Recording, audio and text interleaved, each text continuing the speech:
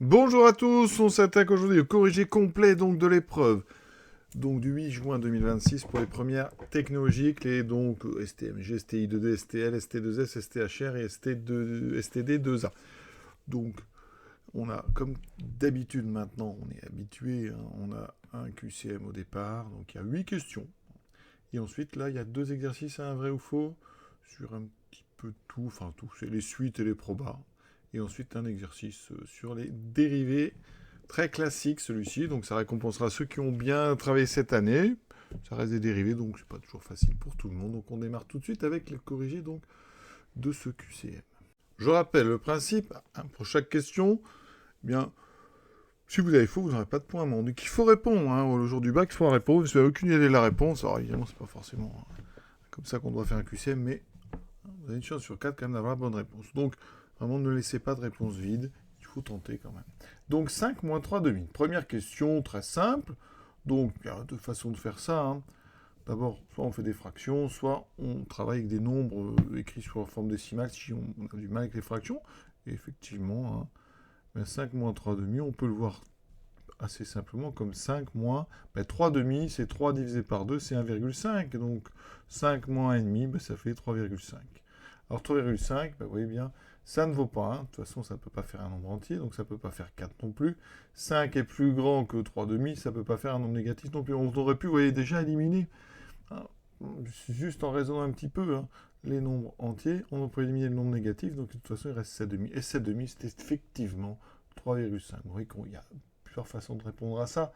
On peut aussi faire tout simplement, pour ceux qui sont bons en fractions, on fait des fractions, on met tout sur 2. Donc 5, ben vous savez que c'est 10 sur 2, moins 3 sur 2, ben ça fait 10 moins 3 sur 2, ben ça fait 7 sur 2. Voilà. Donc on retrouve bien sûr la réponse B. Ensuite, question donc sur les exposants. Alors les propriétés, ben, je vais peut-être les rappeler, hein, à 2 jours de l'épreuve. L'épreuve c'est vendredi, donc 3 jours de l'épreuve. Donc ici, si vous avez un nombre à une certaine puissance, ça s'appelle la base. Si on a a puissance n, première règle, si on a a puissance n qu'on multiplie par a puissance m. Bon ben ça fait a puissance n plus m. Petit exemple, hein, on va réviser comme ça. Si je mets 2 au cube fois 2 puissance 4, bien si vous réfléchissez un peu, ben 2 au cube, ça veut dire 2 fois 2 fois 2. 2 puissance 4, c'est 2 fois 2 fois 2 fois 2. On en met 4. Et donc vous avez bien que là, ben, des facteurs, vous en avez 7. C'est pour ça qu'on fait 4 plus 3. Alors ici, ce n'est pas le cas, parce qu'on a les parenthèses. Alors là, c'est la deuxième propriété sur les exposants. Quand on a comme ça des puissances de puissance, autrement dit a à la puissance n à la puissance m, et bien là, les exposants se multiplient. Il faudra bien s'en rappeler un exemple simple. Si j'ai 2 au cube à la puissance 2, par exemple, regardez, ça ne fait pas de puissance 5. Pourquoi? Parce qu'au carré, ça veut dire que j'ai 2 au cube fois 2 au cube. Et avec la propriété précédente, ben, ça fera 2 puissance 3 plus 2. On a dit que ça s'ajoutait quand c'est comme ça en produit. Donc ici, on a un produit. Donc là, ben, c'est cette règle. 2 puissance 3 à la puissance moins 5, ça fait 2 puissance 3 fois moins 5. Et 3 fois moins 5, ça fait 2 puissance moins 15. Et donc, regardez, eh bien, on a 2 puissance moins 15 ici. Donc c'était la réponse B. On appliquait tout simplement les propriétés sur les exposants. Et avant d'aller à la suite, je rappellerai que quand on écrit a puissance moins n, c'est l'inverse de la puissance n. C'est 1 sur a puissance n. Donc, on aurait pu aussi dire 2 puissance moins 15, c'est aussi 1 sur 2 puissance 15. Voilà, ça aurait pu être une proposition, ça. Un téléphone coûte 990 euros. Le prix baisse de 20%. Donc, on a une évolution de moins 20%. Par quoi multiplie-t-on 990 pour obtenir un nouveau prix? Bon, ben ça, c'est du cours. Quand on a moins 20%, c'est une baisse, c'est 1 moins. Donc si on a une baisse de moins t%, eh bien ça revient multiplié par 1 moins t sur 100. Donc 1 moins 20 sur 100, et 20 sur 100, mais ça fait 0,20. Ce qui fait que ça, oui, bien ça fait 1 moins 0,2, ça fait 0,8. Autrement dit, bien, il ne vous reste que 80% de l'objet. On vous en enlève 20, il reste 80%, donc on fait fois 0,8. Alors est-ce qu'on nous propose ça? Bien oui, c'est la réponse D. Question maintenant 4. On considère un des truquets tel que la probabilité d'obtenir un 5 et celle d'obtenir un 6 sont chacune égales à 0,3. On lance le dé. Quelle est la probabilité d'obtenir un nombre supérieur ou égal à 5? Alors, donc ici, si on fait un tableau, hein, Donc ici, en les probabilités, on a 1, 2, 3, 4, 5 et 6. Donc qu'est-ce qu'on nous dit? Donc ici, c'est le D, hein, et ça, c'est la probabilité. Donc, moi, j'ai 0,3 ici. On me dit sur chacune. Donc 0,3. 0,3, ça veut dire que, on fait un peu de révision, la somme doit faire 1. Donc pour les 4 premières, il y a 0,4. Alors peut-être qu'il y a 0,1 pour chacune, hein, je ne sais pas. Mais nous, on veut un nombre supérieur ou égal à 5. Donc ça veut dire que vous êtes à droite ici. Donc la probabilité d'être à droite, eh bien, c'est la probabilité d'être à 5 plus la probabilité d'être à 6, c'est-à-dire 0,3 plus 0,3, ça me donne 0,6. C'est pas difficile du tout. Est-ce que c'est donné ça effectivement? Eh bien, c'est 0,6. Alors, si on avait un dé non truqué, eh bien, j'avais 2 chances sur 6. 5 ou 6, j'aurais eu la réponse A. Mais attention, le dé est truqué. On obtient plus souvent les 5 et le 6 qu'à la normale. Voilà.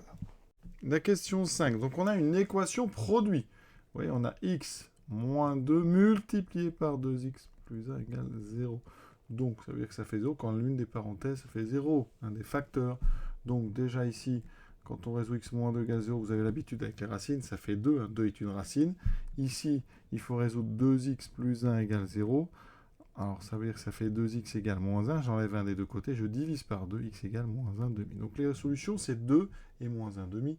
C'est bien sûr la réponse A. Alors, pour ceux qui ont du mal à résoudre des équations, on peut aussi faire autrement. Il faut savoir calculer. Comment peut-on faire? Eh bien, on peut vérifier les solutions qu'on me propose. Par exemple, regardez le B. C'est moins 2 et 1. Est-ce que moins 2 et 1, ça correspond? Vous prenez votre équation et vous allez remplacer le x par moins 2. Alors, ça ferait moins 2 fois 2 fois moins 2 plus 1. Vous calculez. Est-ce que ça fait 0?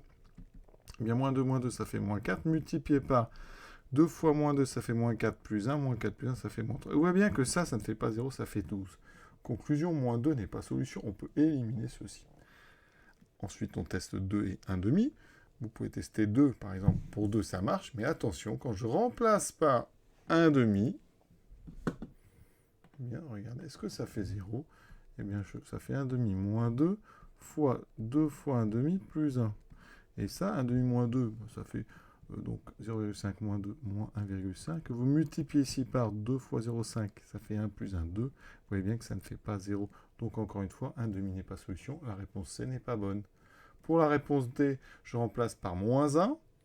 Parce qu'en 2, ça marche. Mais en moins 1, regardez ici, je remplace par moins 1. Exactement comme j'ai fait pour les autres. Donc ici, oui, au niveau du x, je vais mettre un moins 1. Donc ça me fait moins 1, moins 3, 2 fois moins 1. Est-ce que ça fait 0? Ça fait moins 3 fois moins 2 plus 1, qui fait moins 1. Et vous voyez bien que ça fait 3. Ça ne fait pas 0. Donc, encore une fois, moins 1 n'est pas solution, la D est fausse. Il reste donc que la A qui est vraie. On peut toujours résoudre en testant les solutions qu'on vous propose par élimination. Comme ça, vous avez éliminé 3 réponses, il n'en reste qu'une. Comme on sait qu'il y en a une qui est bonne, c'est forcément celle-ci. Question 6. Là, vous voyez qu'on est sur un calcul de médiane. Donc, on a une classe avec des notes, avec des nombres d'élèves. Hein. Donc, il faut d'abord savoir combien d'élèves en tout. On en a 7 et 5, 12, 20, 30. Il y a 30. Donc, effectif total, 30. Et donc, tout se passe comme si j'avais classé les 30 élèves dans l'ordre de 300 de leurs notes. Et je dois faire un premier groupe des 15. Donc, je compte 5, 6, 7, 8, 9, 10, 11, 12, 13, 14, 15. D'accord ? 6, 7, 8, 9, 10, 11, 12, 13, 14, 15. Donc ici, ça veut dire que là, ça veut dire que les 15 moins bons. Et de l'autre côté, j'ai un groupe avec les 15 meilleurs.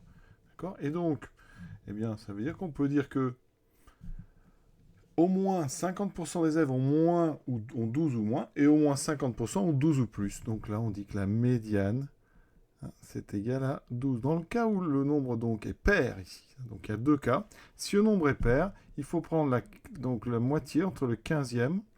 Donc le 15e a 12, le 16e a 12, et on va faire le milieu des deux. Alors comme ils ont tous les deux 12, donc la médiane c'est 12. Alors si on avait rajouté, regardez, comme ça on est là pour réviser, si j'avais rajouté, par exemple, un 11e élève, j'aurais eu 31 élèves, il aurait fallu que je fasse un groupe de 15, et au milieu serait resté un élève tout seul. Vous voyez, ça aurait rajouté ceci. J'aurais rajouté une note à la fin, voilà. Donc ici, j'aurais rajouté 14. Et là, il aurait fallu que je fasse quelque chose, parce que 31 n'est pas divisible par 2. Et donc là, il aurait fallu que je prenne ici le groupe des 15 meilleurs, le groupe des 15 bons, et au milieu se trouve un élève tout seul, c'est le 16e cette fois-ci. Donc quand le nombre est impair, la médiane, c'est la note de celui qui partage vraiment en deux. Donc c'est plus simple quand il y a un nombre impair. Quand il y a un nombre pair, on doit prendre le milieu. Bon, ici, dans tous les cas, ça serait revenu de toute façon à 12. Donc réponse A, la médiane, c'est 12. Question 7, on donne une courbe d'une fonction définie entre moins 4 et 3. Donc ça, c'est sur avec des abscisses. On veut les solutions de f de x positif. Donc f de x positif, eh bien, il faut être au-dessus de l'axe. C'est-à-dire qu'ici, les parties qui sont au-dessus correspondent aux valeurs de f de x, de valeurs de x pour lesquelles f de x est positif et les valeurs en dessous négatives. Donc moi, je veux ici, important, f de x positif. Ça veut dire que la courbe CF est au-dessus de l'axe OX, c'est-à-dire l'axe des abscisses. Donc je vais surligner tout ce qui est au-dessus. Hein. Donc ici au-dessus, ben, j'ai toute cette partie-là jusqu'à moins 3. Et ensuite, je redémarre de moins 1 jusqu'à ici. Donc ces deux parties m'intéressent, vous voyez. Hein, donc ça veut dire qu'en projetant, eh bien, tout ce qui va de là à là m'intéresse. Alors comme c'est super égal, on va fermer les crochets de moins 4 à 3. Et ensuite, tout ce qui est de moins 1 jusqu'au bout, me donne des images positives puisque la courbe est au-dessus. Donc ça veut dire que la réponse est une union de deux zones, de moins 4 à moins 3 et de moins 1 à 3. C'est donc, vous le voyez, c'est ici la réponse C. Alors ici, entre moins 3 et moins 1, la courbe elle est positive, elle est négative, donc c'est pas du tout ce qu'on veut. Hein. Donc il faut bien faire attention, hein. C'est pas très difficile, mais voilà, f de x positif. Si on doit faire un tableau de signes, on peut peut-être vous demander un tableau de signes de cette fonction. Hein, ça donnerait ceci. Vous avez x, on va de moins 4 à 3. Elle s'annule en moins 3 et en moins 1. Voilà. Et si vous voyez le tableau de signes, vous voyez que avant moins 3, la courbe est en dessous, f est négative. Entre les deux, la courbe est positive, elle est au-dessus. Entre moins 3 et moins 1, la courbe est en dessous, donc négative. Et entre moins 1 et 3, la courbe est au-dessus, donc la fonction est positive. Vous avez un tableau plus, moins, plus. Voilà, ça c'est des choses qu'il faut savoir faire. Vous devez savoir faire aussi pour l'épreuve de vendredi le tableau de variation. Ce tableau de variation, regardez, ça pourrait être une question, ça n'est pas demandé, mais autant faire un petit peu des révisions. Un tableau de variation, donc ça, hein, ici on part de moins 4 jusqu'à jusqu'à 3. Vous voyez bien qu'au départ, donc, la courbe elle descend jusqu'où? Jusqu'à ce point qui est ici, qui est un sommet, et après elle va remonter jusqu'ici. Donc les points importants, vous voyez, ce sont les 4 croix que je fais au départ. Donc on va partir d'ici pour descendre. Donc je descends jusqu'à, donc ici, alors au niveau cx égale moins 4, on descend jusqu'à x égale moins 2. En termes de hauteur, regardez bien au début, on part de 4 pour descendre jusqu'à moins 1. Donc là, dans un tableau, on pourrait dire qu'on descend de 4 jusqu'à moins 1. Une fois que je suis en bas, je vais remonter. Hein, au niveau des x, je suis de moins 2 et je vais remonter jusqu'ici, donc jusqu'à x égale 2.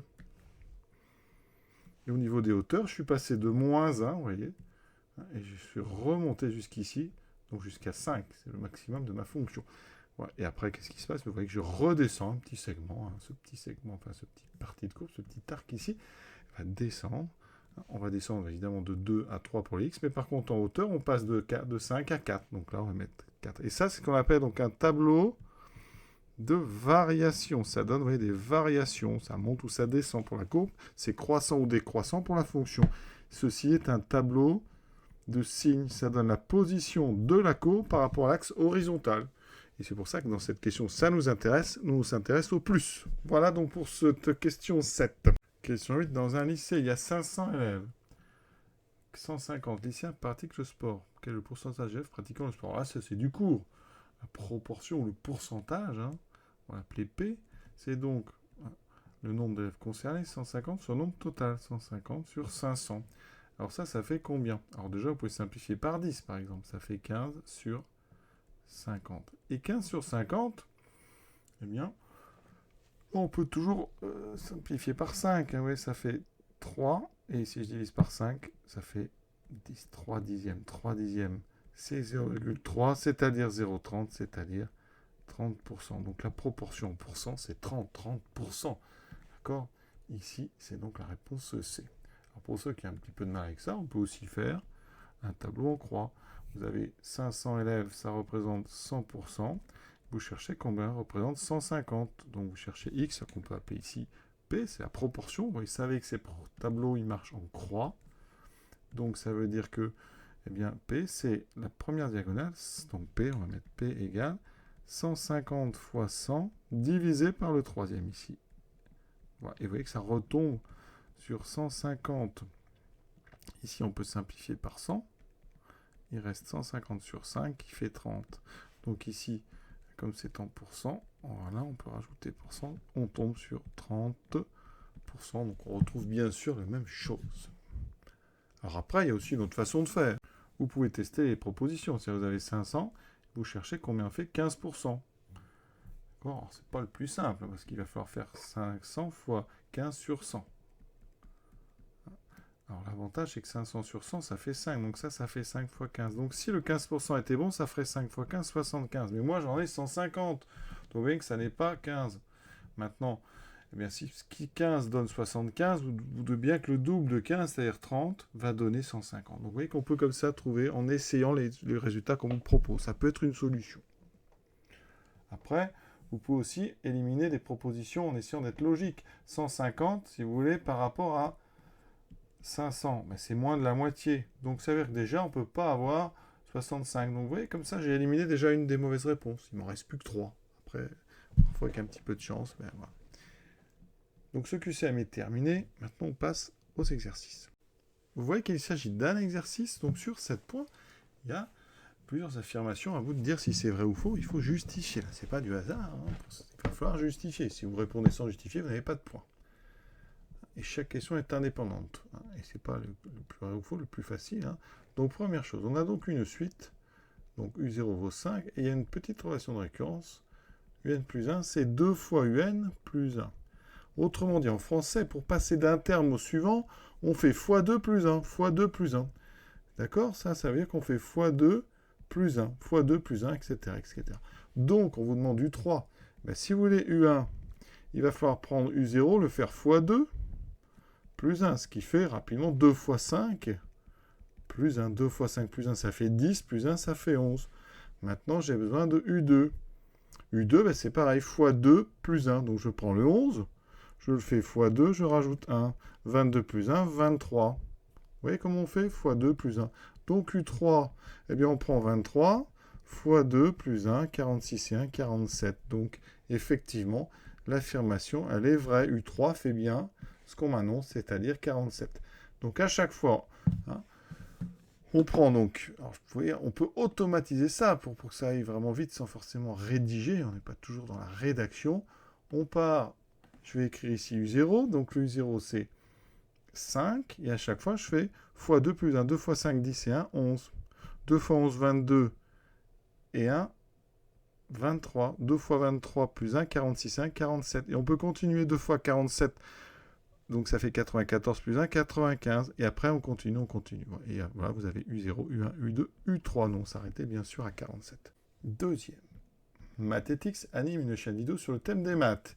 Il observe qu'entre 2 mois, il perd 1/10 de ses abonnés, mais il en gagne 200.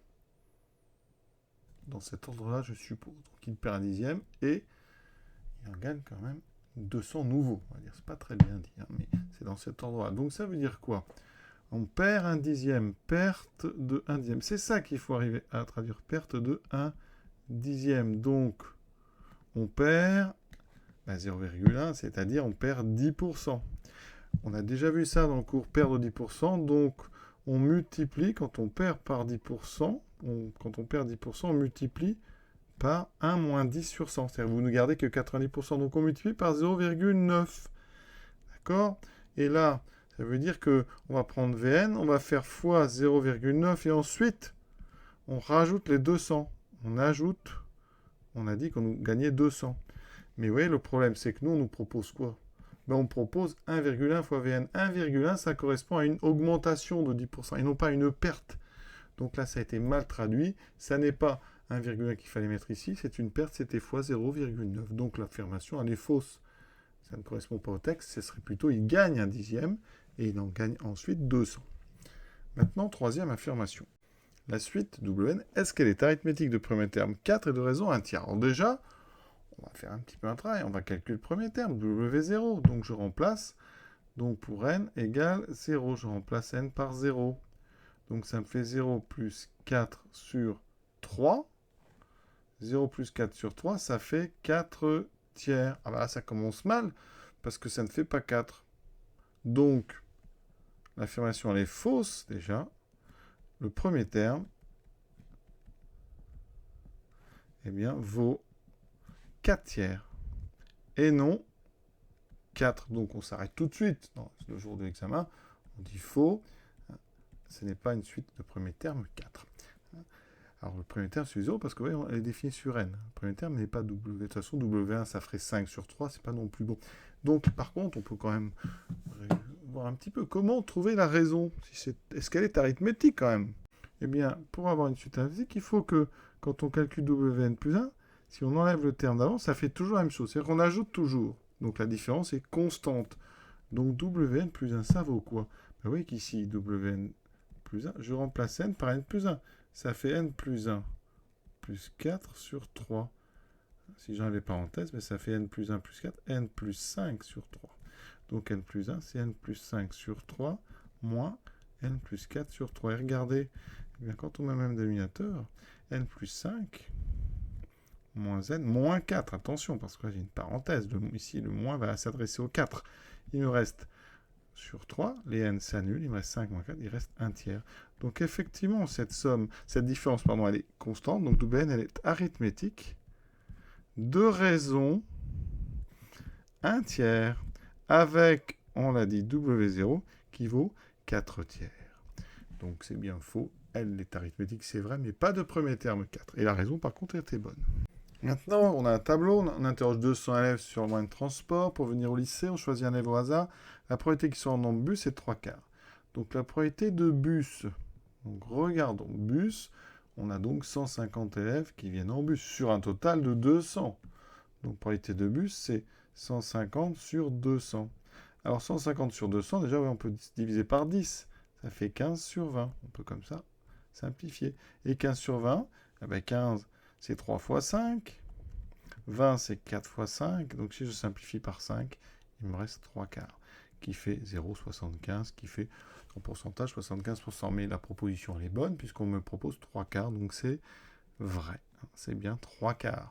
L'affirmation 5, alors, sachant que l'élève a pris le bus, alors là, on est sur une conditionnelle.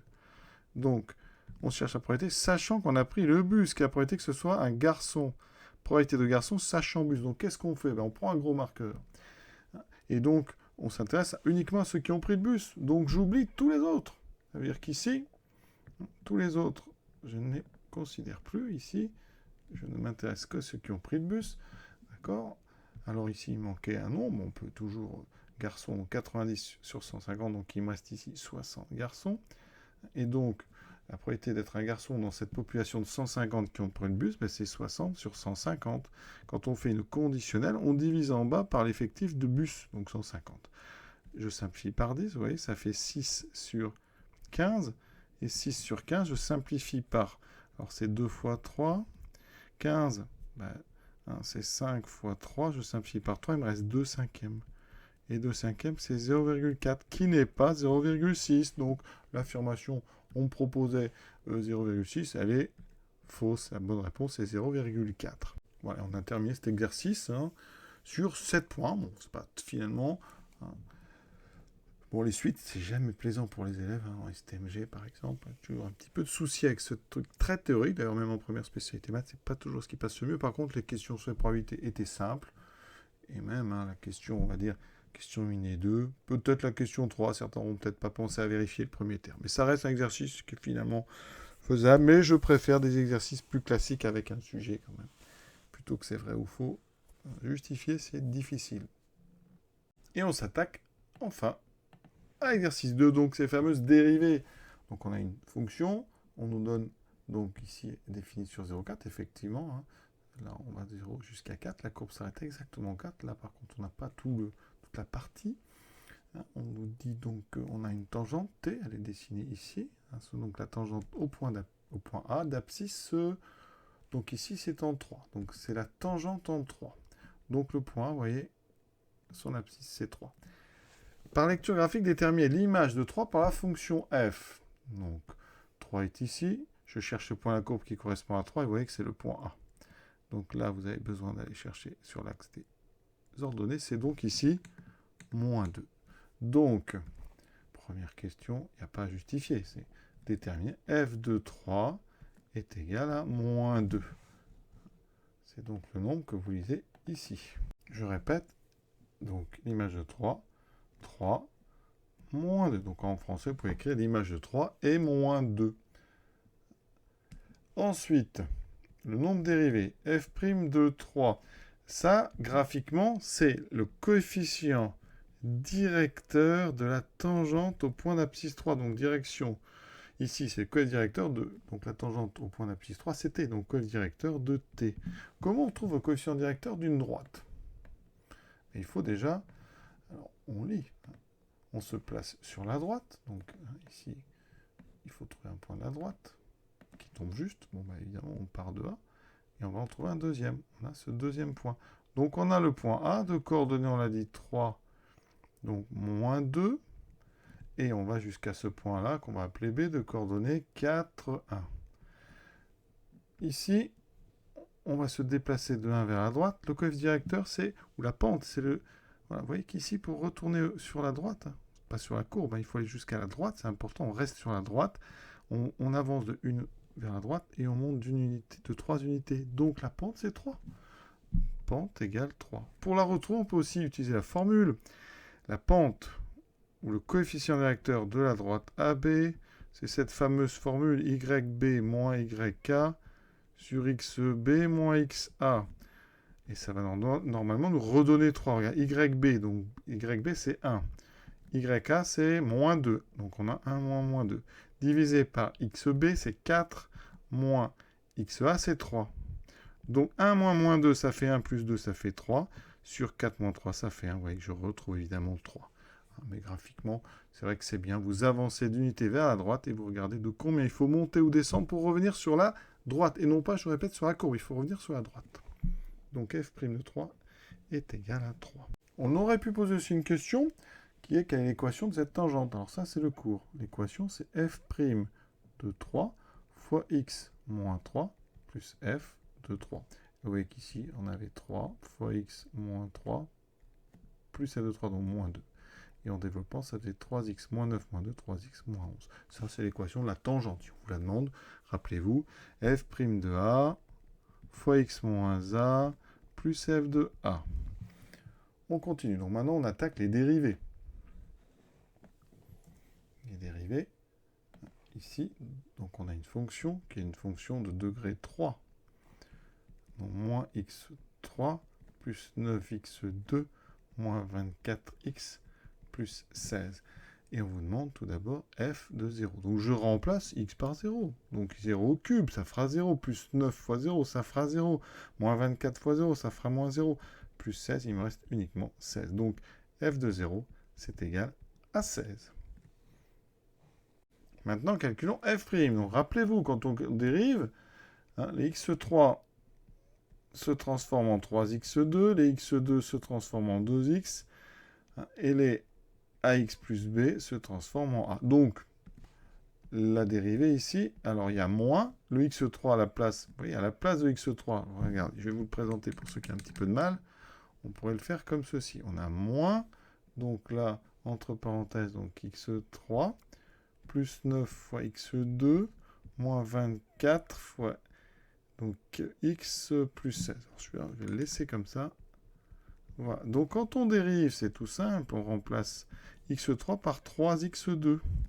Le x2, on remplace par 2x. Et ceci, c'est du ax plus b. À la place, je garde que le a, c'est-à-dire moins 24.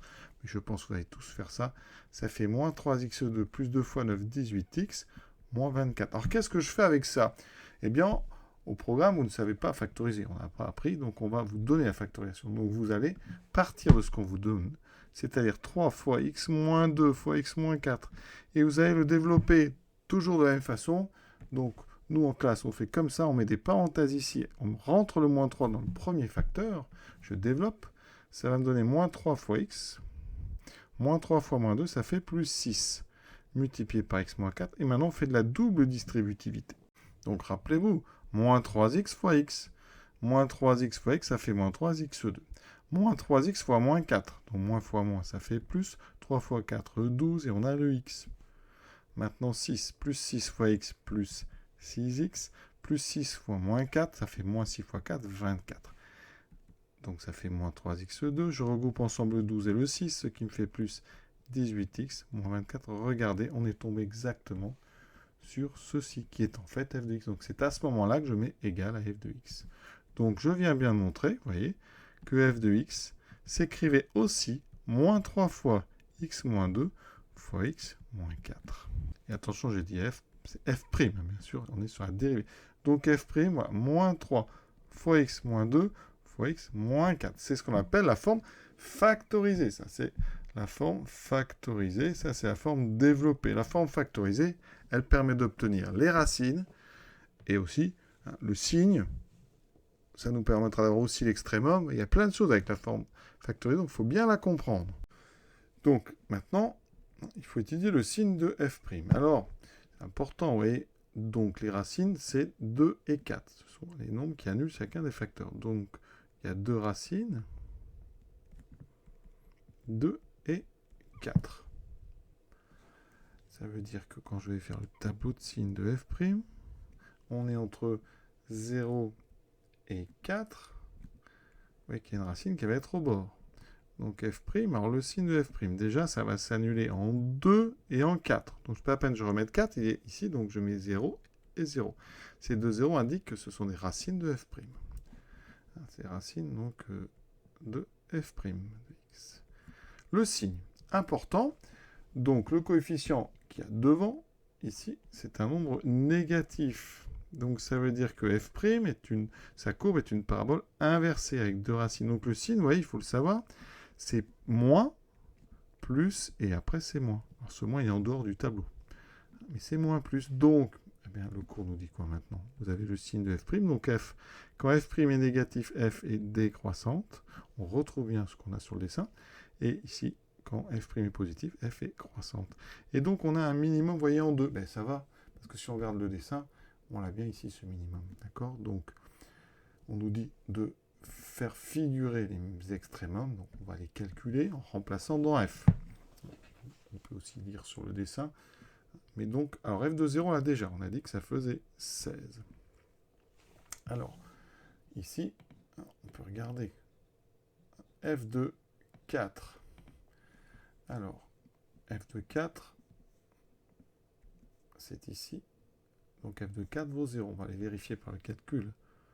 Et f de 2, eh bien, je le lis ici, le minimum. En 2, ça fait moins 4. Alors, on va aller vérifier ça par le calcul, mais c'est un petit peu long parce qu'il y a des cubes. Donc, je pense que graphiquement, c'était accepté. Donc, regardez, f de 2, je remplace. Donc, ça me fait moins 2 au cube. Plus 9 fois 2 au carré. Moins 24 fois 2 plus 16. Alors, 2 au cube, ça fait 8. Moins 8. Plus 4 fois 9, 36. 24 fois 2, 48. Plus 16. Là, on a 36. Alors, attendez. 36 et 16, ça fait 52. 48 et 8, ça fait donc moins 56. Je trouve effectivement moins 4. Ça, c'est bon. Maintenant, je fais pareil pour 4. Donc, 4 au cube, ça fait 4 fois 4, 16 fois 4, 64. Ici, on a 9 fois 16. Alors, c'est un peu gros pour faire sans machine, mais bon. 4 fois 24, donc 2 fois 24, ça fait 48. J'aurai 48 fois 2, plus 18. Donc ça, effectivement, ils n'ont pas prévu. Ça fait des gros nombres. Je pense qu'il fallait simplement lire sur le dessin. Donc, moins 64. Alors, 9 fois 16, ça fait 9 fois 90 et 54, 144. 48 fois 2, ça fait 96, plus 16. Donc, on n'est pas loin. 144 et 16, ça fait 160. 64 et 96, ça fait 160. Donc, on obtient effectivement 0. Mais ça, c'est une question qui n'est pas évidente par le calcul. Donc, je pense qu'on accepte les raisonnements qu'on a lus sur le dessin. Maintenant, quel est le minimum de la fonction? Eh bien, vous voyez bien. Là, vous avez déjà fait. Hein. Le minimum, c'est moins 4. Il est atteint pour x égale 2. Donc, vous écrivez ça sur votre copie. Donc, minimum égale à moins 4 atteint pour x égale 2. Voilà, on a terminé cet exercice donc pour les premières technologiques. Voilà, j'espère que pour vendredi, vous serez prêts. En tout cas, c'est bien de s'entraîner. Continuez. À très bientôt.